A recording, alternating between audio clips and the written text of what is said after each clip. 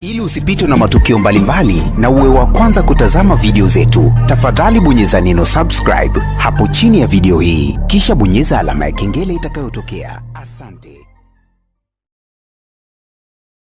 Mambo vipi mtazamaji, hujambo na karibu katika taarifa za kimichezo ambazo tumeziandaa na kukusogezea mezani kwako kukujuza ni kipi cha kimichezo ambacho kimeweza kujiri. Nikukumbushe usisahau kubonyeza alama ya subscribe ili kuhakikisha kwamba umejiunga na familia ya Simba TV. Bwana, klabu ya soka ya Wekundu wa Msimbazi imeweza kukabidhiwa rasmi basi ambalo aliweza kuliahidi mmiliki na mkurugenzi wa makampuni ya J-Root Investment ambaye pia ni mzabuni wa klabu ya soka ya Wekundu wa Msimbazi.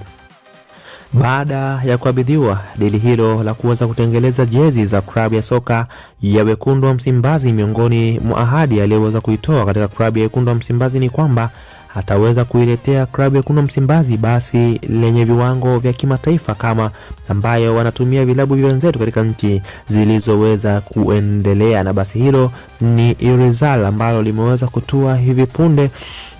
na kuweza kufanywa branding na klabu ya Wekundu wa Msimbazi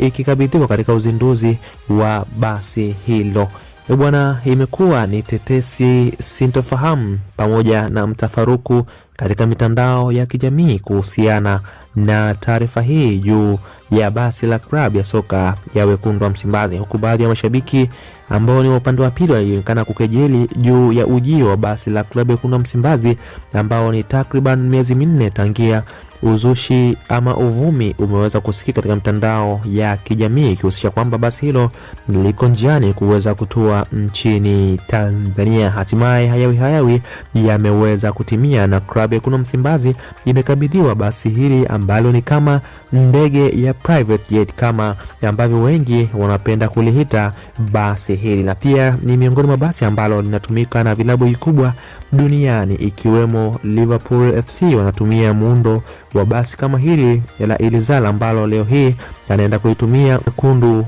wa Msimbazi, pia bila kusahau PSG na vilabu vingine vikubwa duniani vikitumia basi hili kama sehemu ya usafiri juu ya kikosi ama wachezaji wao. Nikukumbushe usisahau kutoshia maoni yako hapo chini sehemu ya comment na kutuandikia unatufuatilia ukitokea mkoa gani, nasi tutapitia comment yako juu ya kile ambacho utakuwa umeweza kukiofa. Asante kwa kuwa nasi na asante kwa kutufuatilia.